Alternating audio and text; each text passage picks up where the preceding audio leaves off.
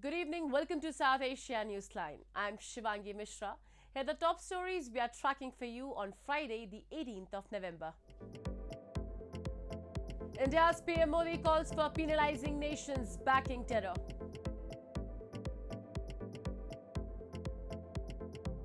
Pakistan's default risk soars amidst political turmoil, delay in IMF review. And inflation, jobs loom large as Nepal prepares to vote. And now for all the details. Indian Prime Minister Narendra Modi on Friday called for penalizing the countries supporting terrorism as part of their foreign policy in an indirect reference to Pakistan. Addressing the No Money for Terror Ministerial Conference in New Delhi, the PM said there is a need to uproot terrorism by breaking its support network and finances. In an obvious reference to Pakistan and China, Indian Prime Minister Narendra Modi on Friday said certain countries support terrorism as part of their foreign policy, while some others support it indirectly by blocking action against terrorists. Addressing the third edition of International Ministerial Conference, No Money for Terror, on counter-terrorism financing in New Delhi, PM Modi said there is a need to uproot terrorism by breaking its support network and finances. He also added that anyone who supports radicalization should have no place in any country. The two-day conference hosted by the Indian government aims at addressing pressing global militancy issues and curb financing for militant activities. Uprooting terrorism needs a larger proactive response. If we want our citizens to be safe, then we cannot wait until terror comes to our homes. Addressing the conference, India's Interior Minister Amit Shah said, financing of terrorism is more dangerous than terrorism, the threat of which cannot and should not be linked to any religion, nationality or group. India has been the victim of some major terror attacks over the past 2 decades, mostly linked to terror groups based in neighboring Pakistan, while China has on several occasions foiled international efforts to take action against terrorists on the global front, including against the mastermind of 2008 Mumbai attacks Lashkar-e-Taiba chief Hafiz Saeed. India on Friday launched its first privately made rocket Vikram S, named after Indian Space Agency's first chairman Vikram Sarabhai. The launch vehicle achieved all its mission objectives, making the operation successful. India on Friday successfully launched the country's first privately made rocket Vikram S from Satish Dhawan Space Center in Sriharikota. The launch vehicle was developed by Hyderabad-based startup Skyroot Aerospace, headed by former engineers of Indian Space Research Organisation ISRO. The operation, named Prarambh, meaning beginning, created a milestone in Indian space history by opening the space sector to private companies. Minister of State, Department of Atomic Energy and Space, Dr. Jitendra Singh said the launch was a major step forward in the Indian space industry. A step forward to India developing its own space ecosystem and emerging as a frontline nation in the community of world nations. And of course, a turning point in India's startup movement.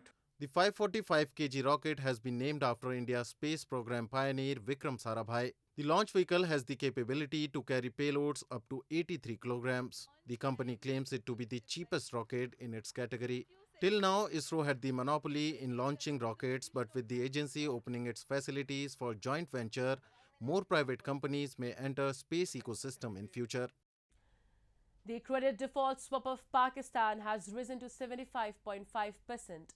increasing the chances of the South Asian nation to default on its borrowings. This comes amid the delay in the 9th review by the global lender IMF for a bailout program. Former Prime Minister Imran Khan, attacking the Shehbaz Sharif-led government, has claimed Pakistan is on the verge of slipping into bankruptcy.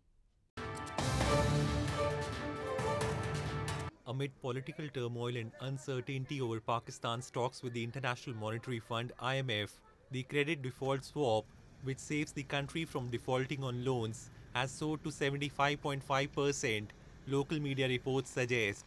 The rise in credit default will make it hard for Pakistan to raise foreign exchange when it needs $32 to $34 billion this fiscal year to meet its foreign obligations.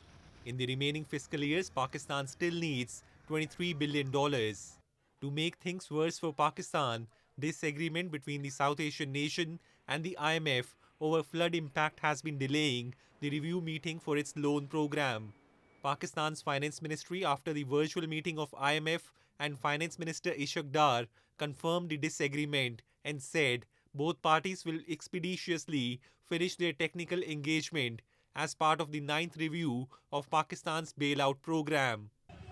Meanwhile, Pakistan's former Prime Minister and opposition PTI chief Imran Khan, in a virtual address, attacked the ruling coalition on Thursday over the country's risking loan default. से पहले तो पाकिस्तान अपने कर्जों पर कितना default करता है वो 5% थी, आज 80% है।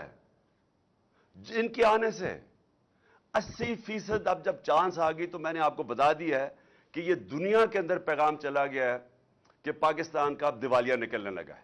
Khan said with rupee taking a dip and country's wealth decreasing drastically, Pakistan won't be able to pay off the loans. He further claimed that under current rate of inflation, 50 million people are on the verge of slipping into poverty. The remarks come as Pakistan approaches the December 5 deadline to pay $1 billion against the maturity of Islamic bonds. While the Finance Minister Ishaq Dar has repeatedly assured for bond payments, the international market remains skeptical over his assurances. In news from Nepal, hit hard by inflation and lacking job prospects, Nepalis are all set to vote in general elections on Sunday. That few expect to bring drastic change or a government able to revive an economy growing at one of the most slowest rates in South Asia. A report. Frustrated by crippling costs and lacking job prospects, Nepalis will vote in general elections on Sunday that few expect to bring drastic change or a government able to revive an economy growing at one of the slowest rates in South Asia. The election pits the ruling alliance led by Prime Minister Shehbaz Sharif-led's Nepali Congress against main opposition CPN-UML party led by former PM KP Sharma Oli, who is being backed by royalists. There are no pre-election polls in Nepal, home to about 30 million people, but political analysts expect the ruling alliance to retain power. About 1/5 of country's people who live on less than $2 a day have been hit hard by high inflation, hovering over 8% this year. The Nepali Congress has promised to create 250,000 jobs every year if it returned to power, while CPN-UML pledged to create 500,000 jobs every year.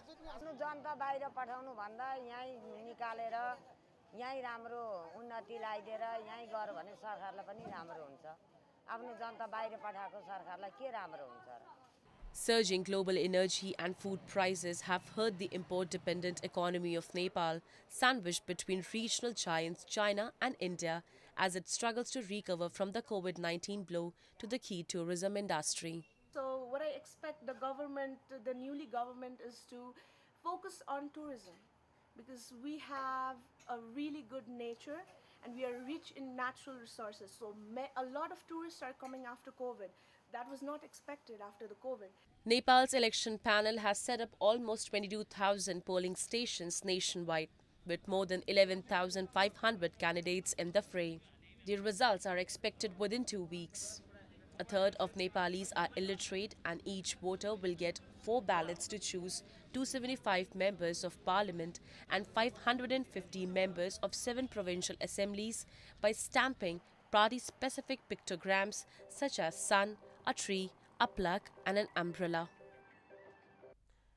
Sri Lanka's central bank governor has said that if the current fiscal policies are maintained, then the country's inflation would likely to be below 4 to 5% by the end of the next year.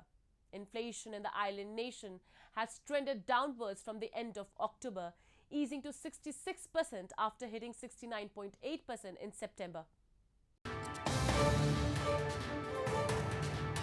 Sri Lanka's central bank governor Nandlal Veerasinghe said in a statement to the parliament on Thursday that the country's inflation would likely be below 4 to 5% by the end of the next year if the current fiscal policies are maintained. Inflation in the island nation has trended downwards from the end of October, easing to 66% after hitting 69.8% in September. Sri Lanka has been gripped by a deep financial crisis this year caused by record low foreign exchange reserves that have left the island nation of 22 million people struggling to pay for essential imports including fuel, food, cooking gas and medicine. State Minister of Finance Asanka Shehan Semasinghe has said that the country has postponed a round of debt restructuring talks initially expected to be held on Thursday to allow central bank and treasury officials to provide clarifications sought by the country's creditors. Semasinghe said that there are different concerns that different creditors want to be cleared, so it was decided that these clarifications would be communicated first and then new dates would be sent for another round of talks. The island nation formally kicked off the talks in September after securing a preliminary $2.9 billion bailout with the International Monetary Fund, a step on a path out of the country's worst financial crisis in a decade. But it needs to secure financing assurances from key creditors, including China, Japan and India, before the funds can be disbursed. The mesmerizing autumn season is at its peak in India's Jammu and Kashmir territory.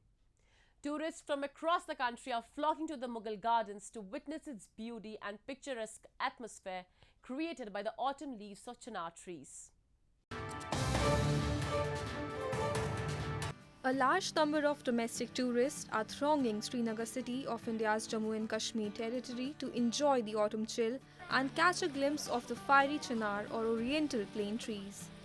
The leaves of chinar are scattered beautifully on the streets across the valley and at the famous Mughal garden. The unique chinar leaves turn red and golden brown before falling on the ground, giving a kaleidoscopic look to the valley, which has always attracted nature lovers. A tourist said she enjoyed the breathtaking scenic beauty. Snowfall का अपना एक मज़ा है। Autumn में ये जो पत्तों पे जो ये पीलापन आ गया है, ये जो खुशनुमा कर रहा है माहौल को और मौसम को और मन को, वो बात जो है वो आज बहुत ज़्यादा अपील कर रही है। तो we are with family and we are very happy to be here. और पर्टिकुलरली ये जो जहाँ बैठे हैं इस वक्त मुगल गार्डन्स, तो ये ऑटम में व्यू ही अलग होता है, और पर्टिकुलरली ऑन अकाउंट ऑफ जो चिनार है। चिनार देखने लोग फार ऑफ प्लेसेस जाते हैं, फोटो शूट्स होते हैं, वेडिंग शूट्स होते हैं। तो The autumn season is also known as Harud in the local language, which denotes the foggy season with different hues in the air.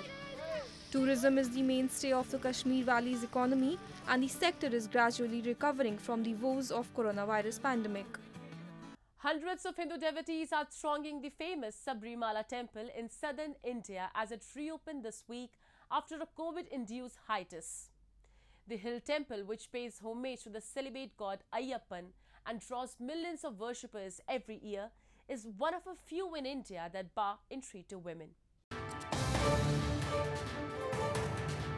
Hindu devotees from across India thronged the famous hill shrine of Sabrimala in India's southern Kerala state on Thursday as it reopened after a one-year-long hiatus due to the COVID-19 pandemic. Devotees were seen standing in a queue as they marked the beginning of the nearly 2-month-long annual pilgrimage season to the temple, which will end on December 27. The hill temple, which pays homage to the celibate god Ayyappan and draws millions of worshippers a year, is one of a few in India that bar entry to women from age 10 to 50 years. Authorities expect more than 4 million devotees to visit this year. Upholding the right to equality of worship, the Supreme Court had in 2018 ruled that the ban on women and girls entering the Sabrimala temple could not be considered essential religious practice and should be lifted. But many devotees have refused to abide by the ruling, and subsequent attempts by women to visit it have been blocked. Well, that's all we have for you from South Asia this evening. Now our viewers can watch the show on southasianewsline.com. You can also visit us on facebook.com/SAsiaNewsline and follow us on Twitter at @SAsiaNewsline. That's all in tonight's edition. We will see you same time next week. Have a great weekend. Good night.